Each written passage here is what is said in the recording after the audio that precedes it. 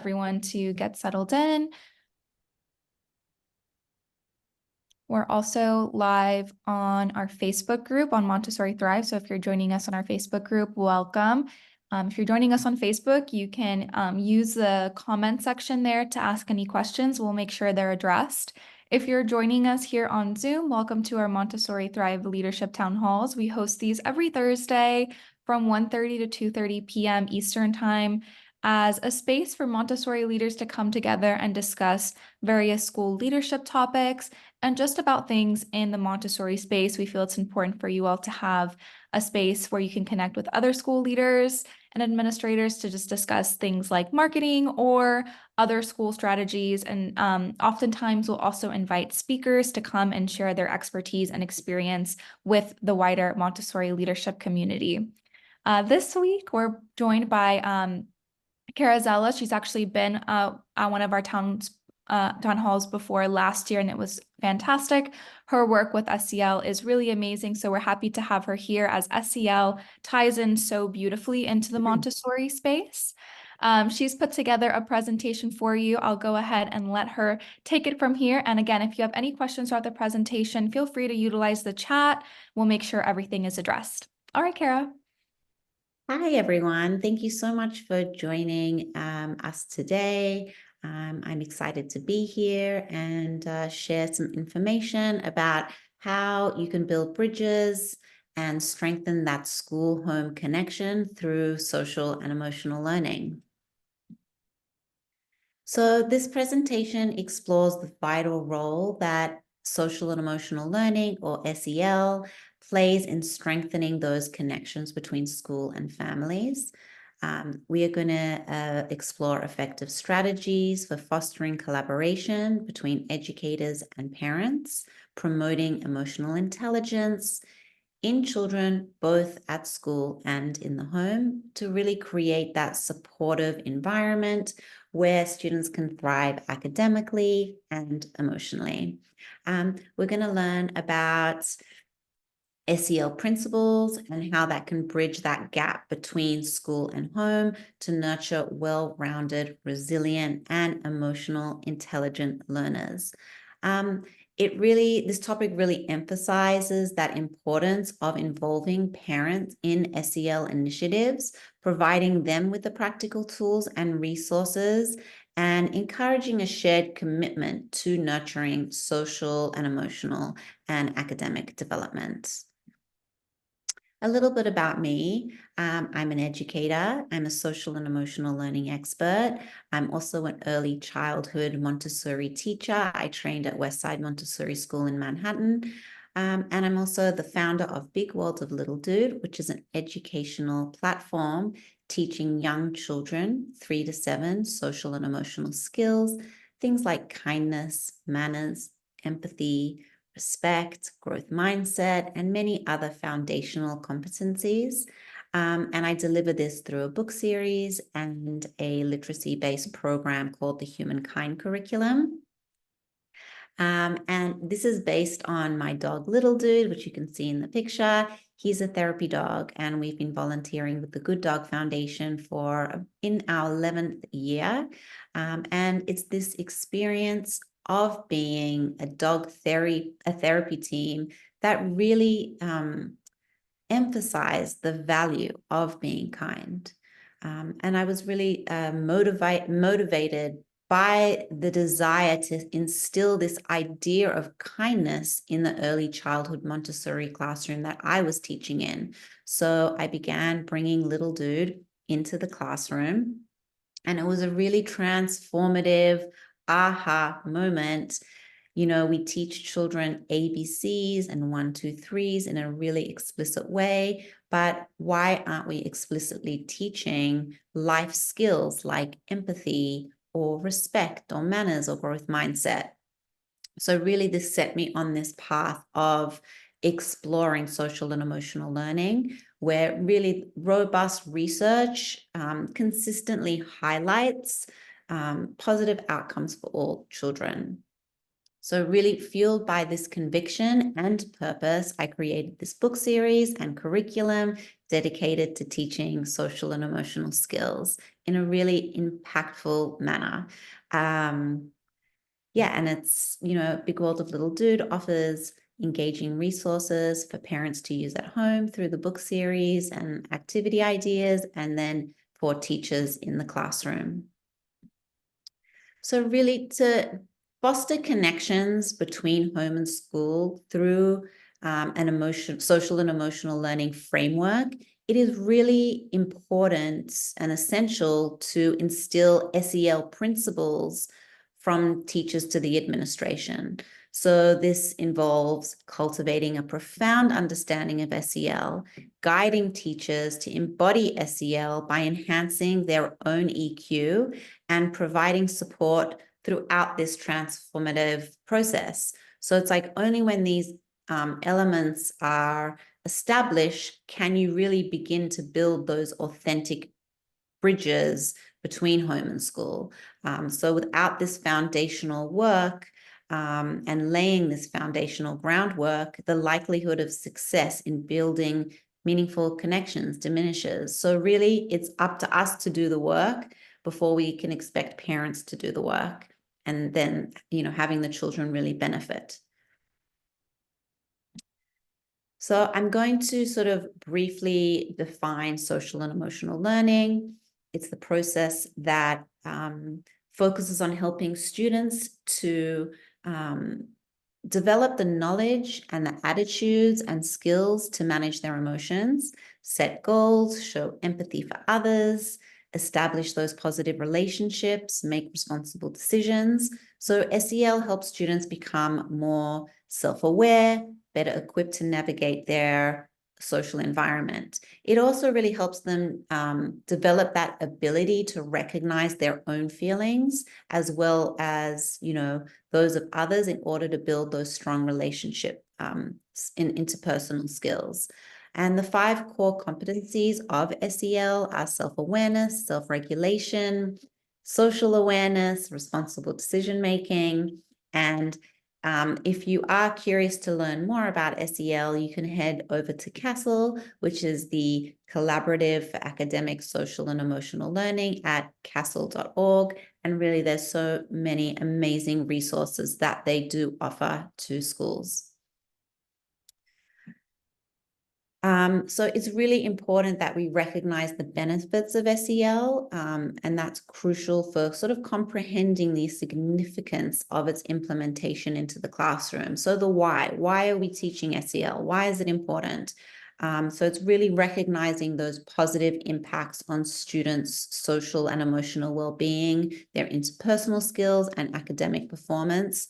And that really does underscore the importance of incorporating SEL practices to foster this holistic learning environment.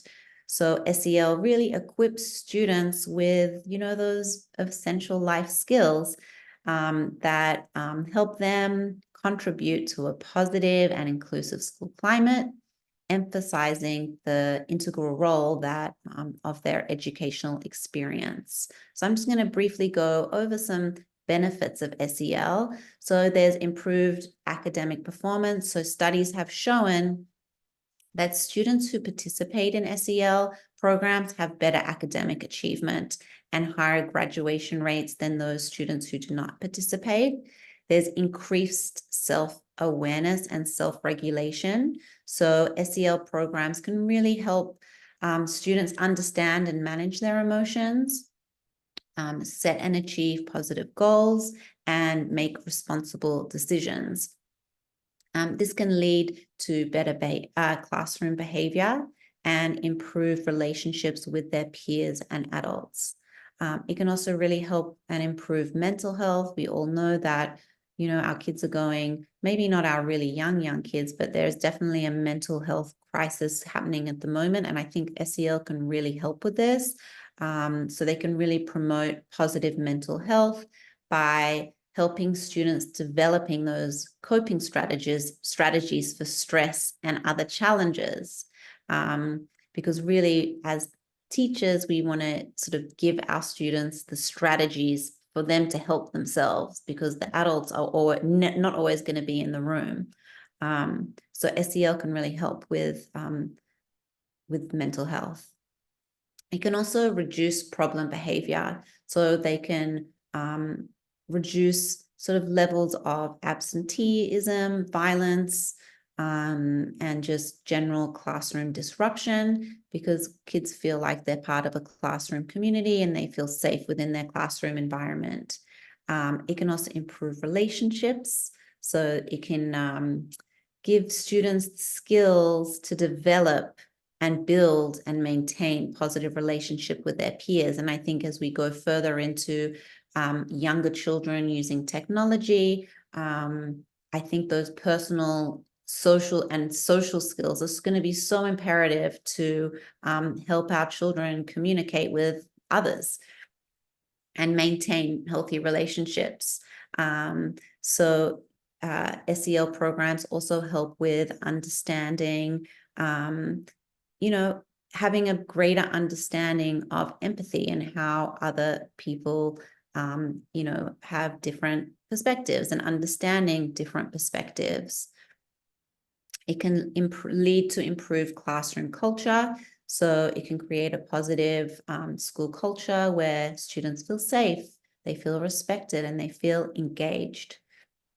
And also really SEL prepares students for life. So it can really help students develop the skills they need to be successful, not just within the school, but beyond the school years. So it's really important that we see these benefits. And, I guess there's also other factors to consider with SEL. So, family, community, socioeconomic status. These things also really play into SEL benefits as well. I'm just going to show you a few statistics, how employees and teachers and parents feel about SEL.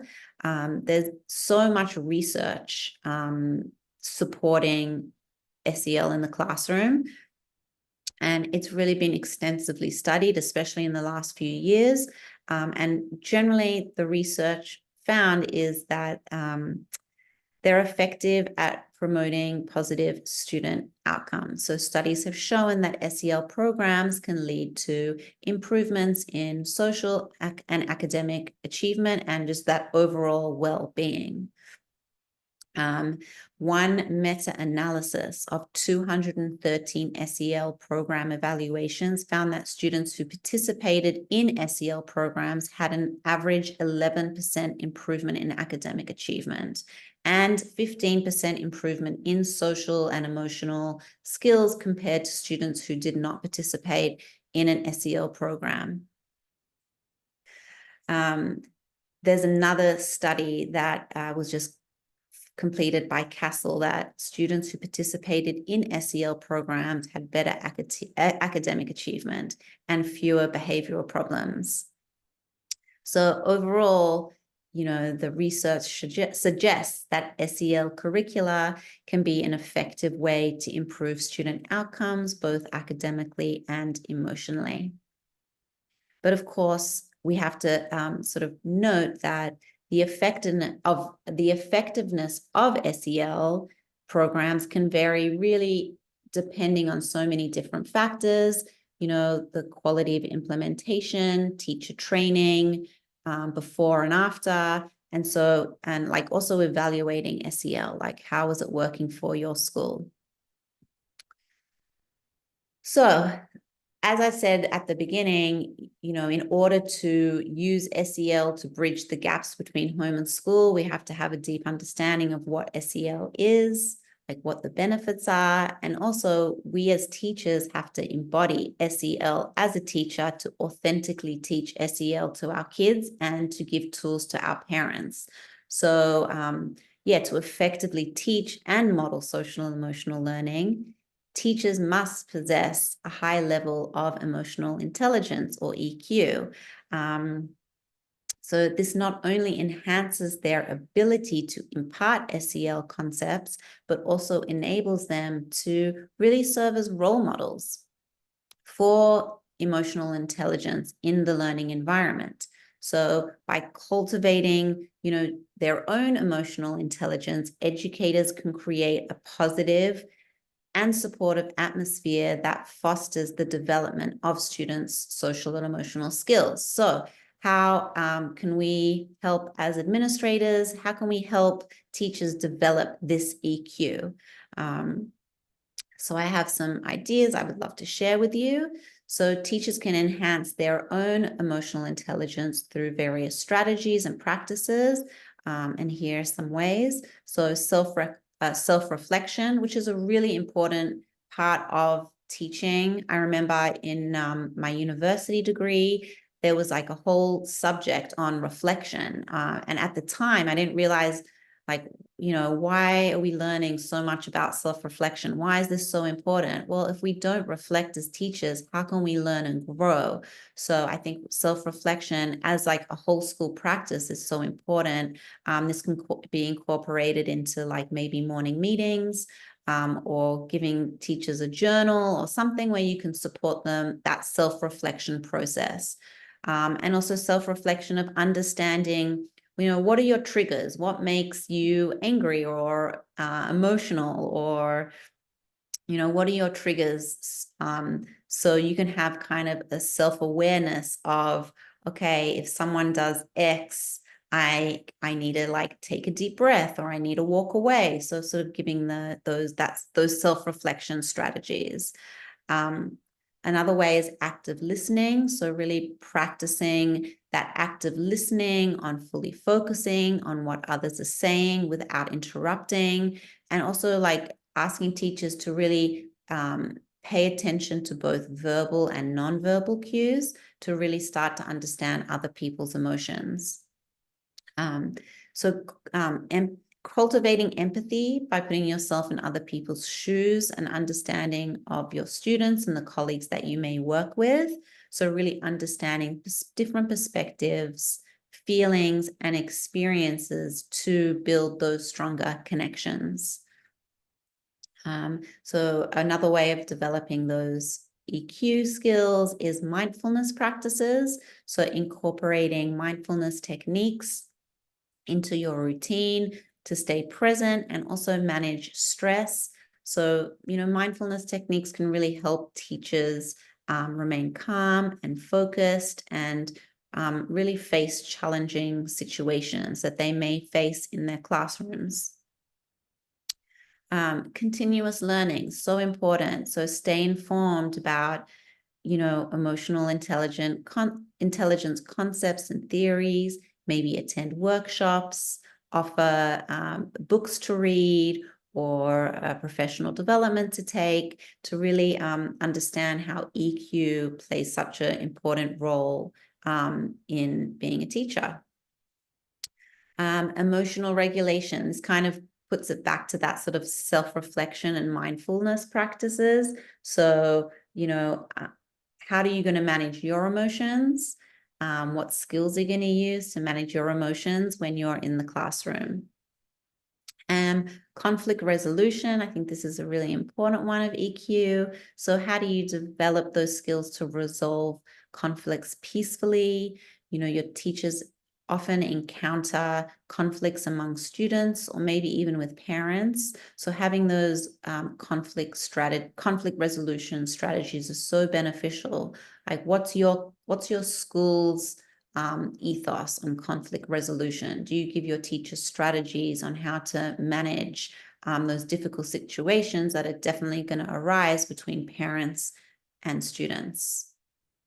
And social awareness. So that really pays attention to sort of the social dynamics within your classroom and school. So really having a deep understanding of, the different individuals that come into your school that form that classroom community. So having a deep understanding of where students are coming from culturally and socially.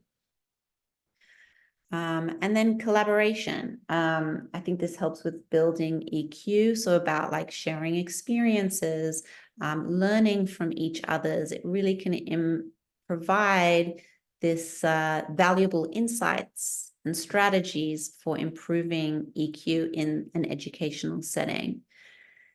So by actively working on these aspects, teachers can raise their EQ, leading to improved communication and better in classroom environments, and really sets them up to teach SEL to their class and also offer SEL tools to parents, which then, helps build those bridges between home and school.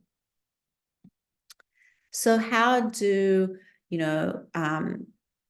as, school leaders, how do we foster SEL, among teachers? I have sort of some ideas I can share with you. So you can provide professional development workshops. So you can offer workshops, training sessions that focus on EQ or SEL or stress management or teacher self-care. And you can sort of collaborate with experts in the field that specialize in this training. So really giving your teachers that support and extra skills. You could create SEL committees, so establishing committees within the school to oversee the integration of SEL into the school culture. So you can involve teachers and staff and administrators, and that can be a way to,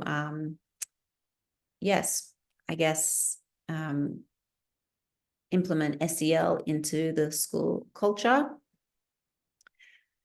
You could offer other sort of tools and resources, whether they be books or maybe online resources that can sort of support and foster that culture of continuous learning and self-improvement, because, we ask children to be open to learning. And I think as adults, we also need to be open to continuously learning and improving on ourselves and on all the updated research out there.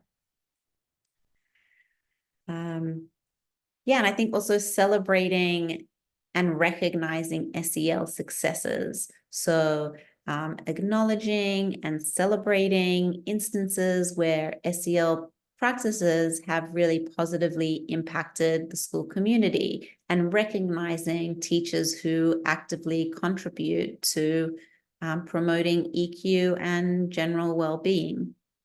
So by incorporating some of these strategies, schools can create an environment that supports teachers and staff in developing emotional awareness and integrating SEL into teaching practices. So building bridges between school and home through an SEL lens is essential for fostering holistic child development. By incorporating SEL principles into the collaboration between educators and parents, we create this seamless environment for children. This approach emphasizes not only academic growth and emotional intelligence, but resilience and positive social skills. And really through this open communication and joint initiatives and a shared commitment to SEL, we empower students to thrive, and really bridging that gap between educational experiences at school and receiving that same support at home. So students flourish when their parents actively engage in the classroom. Children learn best when the significant adults in their lives, parents, teachers, other family and community members work to encourage and support them. So that home piece is so important. So what does the research say about incorporating SEL into strengthening homeschool connections? So I found these two research papers that offer a snapshot of the evidence to support using SEL to build bridges between home and school. And I have extracted the significant data and key points from the research that I want to share with you, because I believe that as educators and administrators, we really do need to turn to the research for guidance in our practices. And we can really, learn a lot from the research and get some really great ideas. So this paper is called Parenting for Competence and Parenting with Competence, Essential Connections Between Parenting and Social and Emotional Learning. So according to a recent survey conducted by NBC News and Pearson Education, the majority of parents in the US said the most crucial skill for their children to learn are social and communication skills. So sometimes we think it's all about academics, but I can speak personally, like I want my kids to, yes, learn social and communication skills, especially in the early childhood years. So social and emotional skills matter in raising children. A survey conducted for this actual research paper, 93% of respondents thought parents needed a fair amount or a lot more support than they were currently getting to learn social and emotional skills. So I think that's important. Parents want their kids to have social and communication skills. There's a high desire, but many parents don't have the tools to teach them. So this is really important. Parents desire their children to acquire SEL skills, but they may require assistance in developing these essential skills.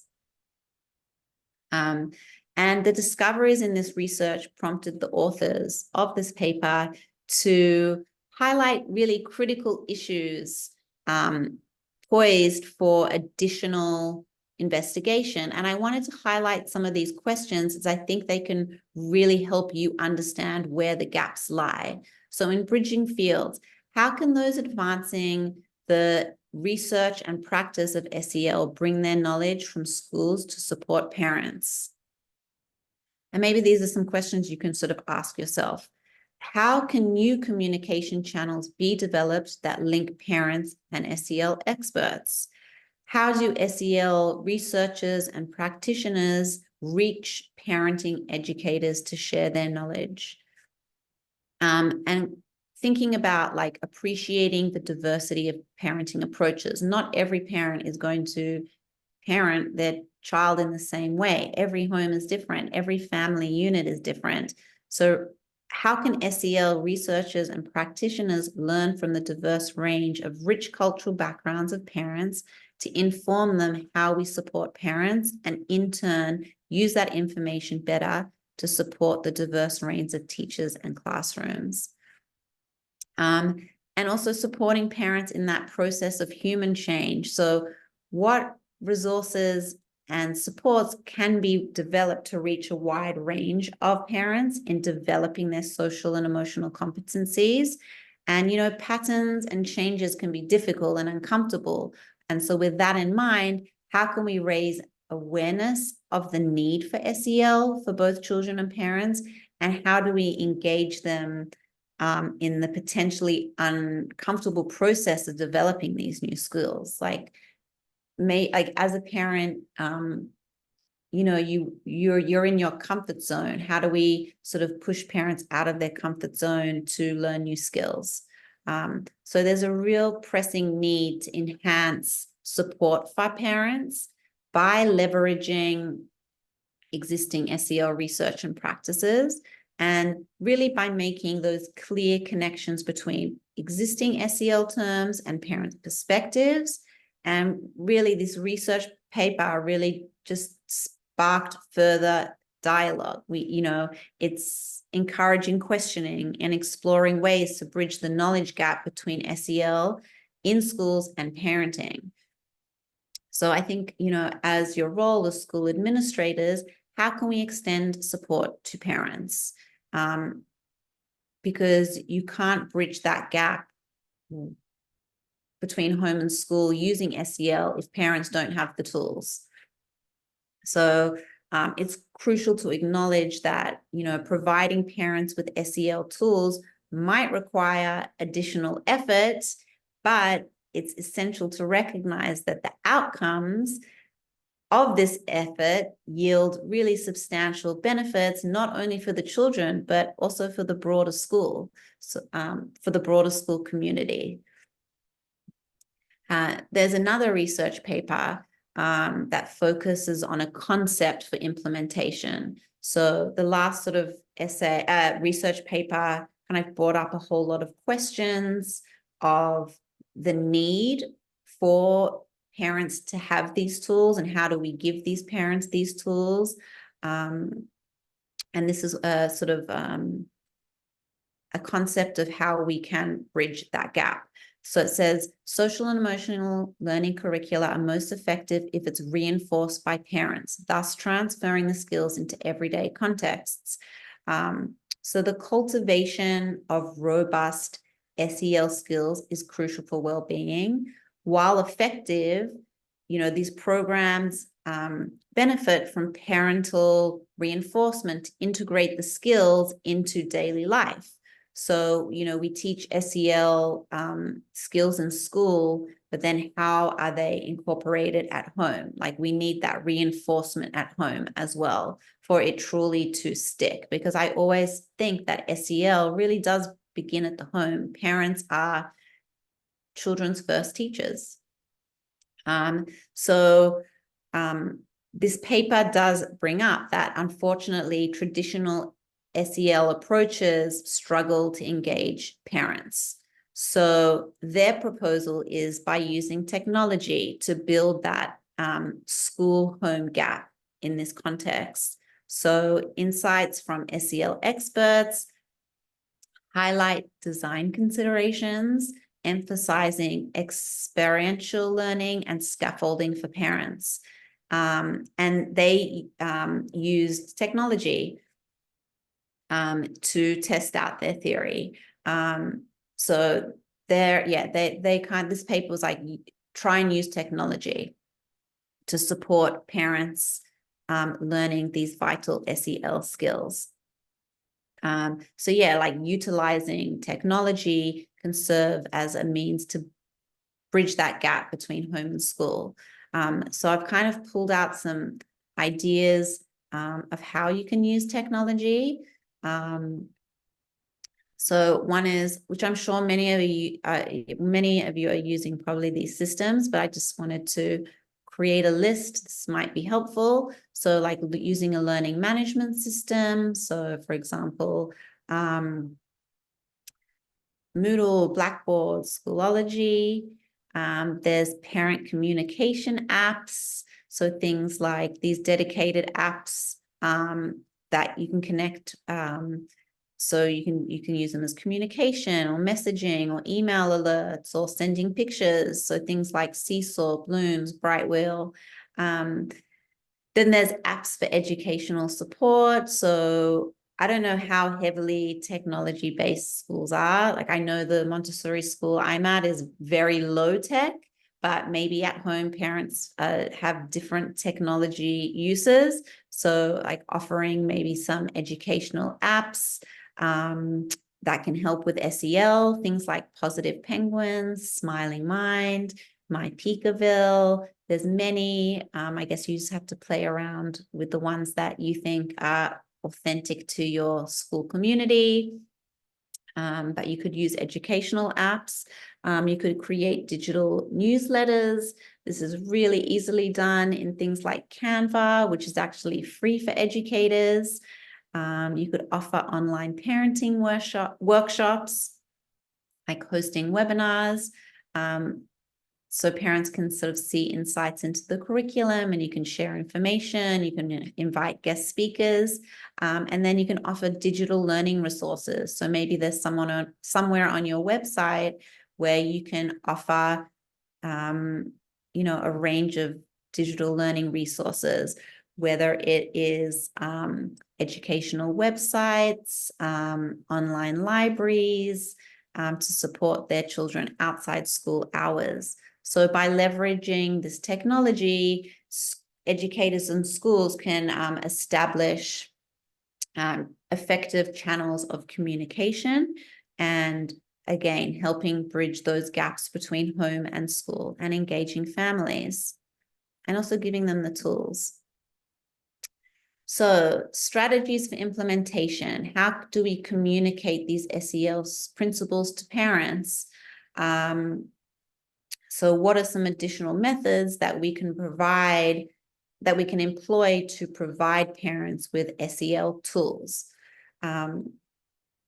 I think that giving them a clear definition of what SEL is, so explaining that it encompasses the development of emotional intelligence, self-awareness, social skills and responsible decision-making. I think when parents understand what SEL is, it's going to put a light bulb in their head of, yes, I want my child to be self-aware. I want them to be making responsible decisions. So I think it's quite attractive to parents because, we want our kids to be learning these skills. You could highlight the benefits of how this impacts children's academic success and overall well-being. As I kind of mentioned before about the research, there is a ton of research that supports, academic achievement when you implement SEL. You could also sort of relate it to everyday situations of how SEL skills can be used, say, for example, in conflict resolution. That would be a good, everyday situation. Or like better communication, building relationships, communication skills. You could showcase the student work. So you could share and celebrate projects or activities that reflect SEL principle and demonstrate how these skills are incorporated into the curriculum. So, you could do something on, just off the top of my head, you could teach children about hunger and what it means to be hungry. And actually, I have this part of my humankind curriculum, so I'm kind of drawing on that. But it leads to a community building project where, kids have to have a bake sale and raise money and look for places in their community that may not have the same resources as them. So, you could showcase student work that way.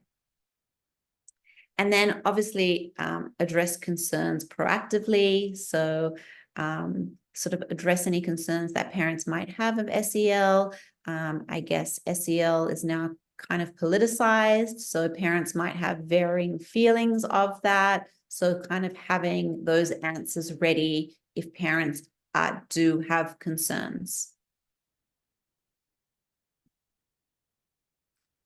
So how do we implement these strategies? How do we implement these strategies to actively engage parents? Here are some strategies. So you could do workshops or seminars. They could be either in person, which I think I really like the in-person seminar, just because it's a way that I can connect with other parents and it builds that community. And that could be a good way to impart information. You could have sort of a parent advisory committees. You could sort of tap into your PTA or your class parents. That could be one way to implement these strategies. You could have a parent resource center. That could be maybe even in your school, like it could be some books or online resources. You could host some family events, whether that's culture nights, picnics, sport days. These events really strengthen that school community and create those positive associations. Something that the Montessori school that my children attend do is encourage parents to come into the classroom to celebrate cultural or religious events. I think this is like a really authentic way to I think this is like an authentic way that children learn something new. They learn something about their friends in their classroom. It celebrates diversity in a way that builds classroom community. And it also takes it off the teacher's shoulders when you invite a parent in. They just have to make time in their schedule. So it could be, I've gone in and I've done an activity. I've read books. I played a game, and it was really lovely because I got to see the kids in my kids' classroom, and or you could do some cooking. So I think that's a really lovely way to engage parents, take workload off teachers, and build that school community and bridge that connection between home and school in a really authentic way. So by implementing a combination of these strategies, schools can really actively involve parents in their child's education by fostering a collaborative and supportive learning environment. And I think it's really important that, you have effective communication and ongoing dialogue and a willingness to address questions or concerns as well. I think that two-way communication is so important. So, impact on child development. What does building bridges between home and school through an SEL lens, how does that impact child development? Because at the end of the day, that's what we are here for, to positively impact child development. So the impact on child development is profoundly positive when there is strong collaboration between schools and parents, fostering a supportive and cohesive environment that nurtures academic, social, and emotional growth. So how does it impact child development? So establishing these strong connections between school and home can really have a significant impact by fostering this collaborative environment. So this collaboration enhances communication, understanding, and really supports a holistic approach to a child's growth and learning. So when parents and educators work together, it creates this really strong foundation that positively affects and influences academic achievement and social skills. So we have a better understanding of the child. So when you have that regular communication between parents and educators, it fosters a deeper understanding of a child's individual needs, strengths, and areas requiring development. And these insights allow for more personalized and effective approaches to education and development. So when you have those open lines of communication, you get to know your children in the classroom better, which really does impact how you can effectively teach that child, because every child is different. So is something going on at home or in their family or culturally? So it's really great to sort of create that, knowledge of each family. It has a positive attitude towards learning. So having that parental involvement fosters a positive attitude to learning. So when parents are actively engaged in their child's educational journey, it sends a really powerful message about the value of education and motivating that child to approach learning with enthusiasm and curiosity. Consistency in expectations. So when you have that strong home-school connection, it ensures like a consistency in expectations and goals for the child. So when parents and educators share common objectives, it creates a unified approach to guiding the child's behavior and academic progress and overall development. When you have those, good communication, it really helps with identifying challenges. So children are more likely to be engaged and invested in their education journey when they see their own parents actively participating and showing interest too. So parental involvement can be things like attending school events, volunteering, engaging in discussions about their children's learning, coming into the classroom. And, what are the long-term benefits on child development when you have this strong school-home connection? It really does extend far beyond the academic years. Children who grow up in an environment where school and home collaborate effectively tend to develop strong foundations for lifelong learning. The collaboration between home and school creates an environment where the child receives comprehensive support and consistent learning experiences. So what are some challenges faced in establishing these effective homeschool connections? I kind of just wanted to highlight some of the challenges and then offer some solutions as well. So communication barriers. So effective school-home connections rely on clear, open communication between educators and parents, but there could be language barriers, difference in communication styles, or limited communication channels can often impede the flow of information understanding. There could be differing expectations. Parents and educators may have differing expectation regarding a child's academic progress, behavior, or overall development. So there can be some misalignments in expectations, which can lead to misunderstandings and create barriers to collaboration. There could be limited parental involvement. Some parents might face challenges in getting actively involved in their child's education due to personal or work commitments and constraints. And really that limited parental involvement can have an impact of the effectiveness of school-home connections. There can be cultural and socioeconomic challenges. So these factors can influence how parents engage with the school. So understanding and respecting diverse cultural practices. I think that's going back to sort of really having a deeper understanding of the families within your school to understand where people are coming from. There could be technological barriers. So yes, we want to use tech to engage families, but they may not be effective for all parents. Maybe parents don't have access, or maybe they're not comfortable with their technology, and that kind of has this sort of divide. So how can we overcome those challenges?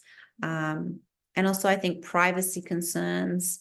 Maybe some parents may be reluctant to share information with the school because of privacy concerns. And then student-specific challenges. Some students, may face challenges such as learning disabilities or behavioral issues, and, really addressing these challenges requires a collaborative effort, but it can be complex and may require like additional support and resources. So I would like to offer some solutions. So some practical solutions and strategies for overcoming these challenges. You could have sort of a diverse range of communication challenges, of channels. So you could have, traditional methods like written notes. You could do phone calls. You can do in-person meetings. As well as using modern tools like emailing and messaging apps and virtual meetings. Sort of be flexible, I guess, in meeting schedules, recognizing that there's time constraints faced both by parents and educators, so offering some maybe flexibility in the schedules for meeting parents, whether that's in the evenings or maybe throughout the day. Cultural competency training, so conducting cultural competency training for educators to better understand and appreciate the diverse backgrounds that your school may be in, and fostering that really inclusive environment that integrates various cultural practices within the school community. As I mentioned, a really lovely way to do this is to invite parents into the classroom for them to be the teachers of different cultural practices.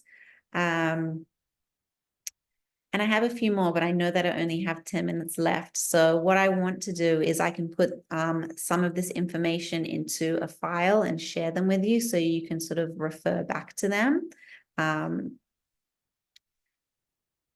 So I wanted to leave kind of like a call to action today. So what can you do today to support the bridge between home and school right away? So I really hope that this presentation provided a comprehensive understanding of how SEL can be used to strengthen home and school connections. So I thought I would leave 2 ideas for something you can practically implement. So you could host an engagement event. So you could do something like a workshop or an information session, or you could do something like, for example, at the school I'm at, they had an open hour in the classroom. So it was a Saturday morning from 9 till 10. They invited all the parents into the classroom, and the children just chose out a work that they wanted to do with the families. And I thought this was a really lovely way to bridge that gap, because we as a parent got a sneak peek into their classroom. My son showed me one of his favorite works. I got to interact with the teacher a little bit. I got to meet with other parents. And it's kind of like an easy way to build those homeschool connections. Or you could offer, sometimes my school does a coffee cart. So maybe on a Friday once a month, that's a chance for parents to get together and to build community. So yeah, that's sort of my call to actions that you could implement. And I did want to talk a little bit about what I do. I'm actually presenting at South by Southwest EDU. I'm talking about how you can bring dog therapy into the classroom for academic achievement and social and emotional learning. I'm presenting with an education professor from SUNY University. And, this maybe is just a different out of the box idea for engaging learners. And I don't really have too much time to get into it, but there's so many benefits of dogs in the classroom. They teach empathy, they really engage students. You can use dogs to improve reading outcomes.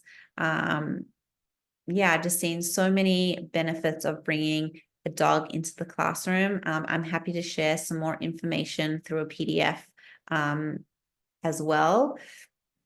So just wanted to share like an anecdote.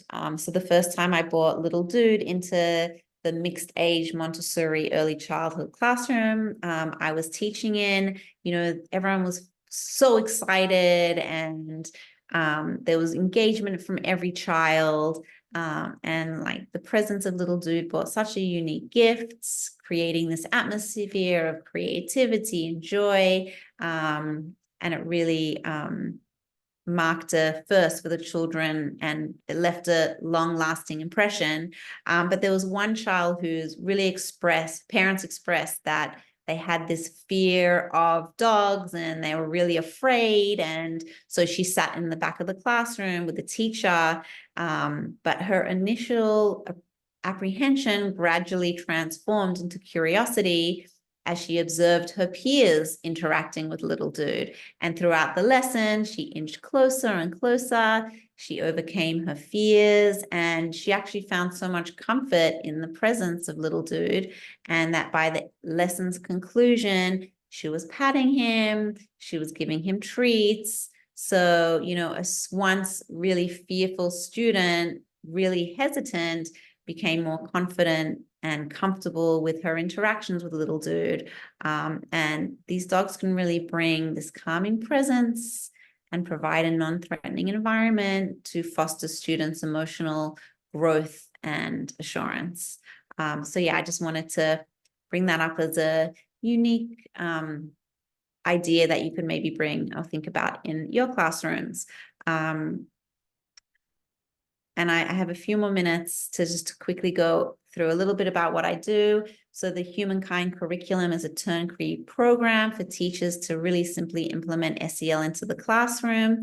It's a literacy-based curriculum. So each book is the foundation on which the lessons are based on. It was created by a teacher for teachers for the aim to facilitate, the easy implementation of SEL into the classroom. There's 9 themes: kindness, feelings, manners, respect, growth mindset, empathy, friendship, meditation, and courage. And I offer a few different services. I have an SEL parenting workshop called Connecting Hearts and Minds, Emotional Wellbeing at Home. So how parents can implement SEL at home. Then I have a webinar or in-person professional development. This is really hands-on, especially in person, where I talk about helping teachers implement SEL into the classroom. And then I have a personalized SEL program where I come into your school and implement the humankind curriculum for your classroom. So your teachers, one thing off your teacher's shoulders. And if you want to get in contact with me, I have a website. You can scan the QR code that will take you to some information. And yeah, thank you so much for participating today. And if there's any questions, please let me know. Cara, this is Wally here. I have one quick question for you. What I heard in your presentation, which was quite interesting and quite informative, is that is it primarily focused on toddlers and primary students, or do you think this has a place in the elementary program also? What age group is your elementary? Are you talking about Six to 12. 6 to 12? Yeah, I mean, are you talking about my program specifically? Yeah. Yeah, I mean, my program is for children up to probably grade 1. Okay. But yeah, it's probably, yeah, not beyond those years. Thank you. Yeah. There's a question here in the chat you might have answered later on in your presentation, Cara, but Lori asked, do you have any suggestions for resources for emotional regulation? Sure, I can definitely email Camilla with some resources that you can use in your schools and classrooms. Awesome. I'll send those your way, Lori, and I'll post about them in our Thrive Community Facebook group and forum as well, if anyone is interested.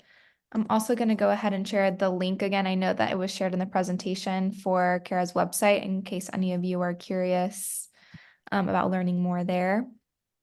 Any other questions before we wrap up? If you think of any later on, you can always contact either Cara or myself. And if you're watching the recording on our YouTube channel, you can comment in the comment section. We'll make sure that those questions are answered as well and provide the links to reach out to Cara on there as well. Thank you so much for everyone who joined, and thank you to Cara for such a wonderful presentation. I hope that some of you guys took away some new strategies and ideas for implementing SEL in your Montessori classrooms. Next week, we'll be talking about a couple of changes or updates that you can make to your Montessori school website in order to optimize it for communicating with prospective families and growing your enrollment. So it's more of a marketing related conversation next week. If you're interested in that or have any questions about how you can improve your website, please join us for an open forum conversation next week. Again, the registration will be free and it'll be at the same time as it is every week. All right, thank you all for joining us, and thank you again to Cara. I hope everyone has a great rest of your Thursday.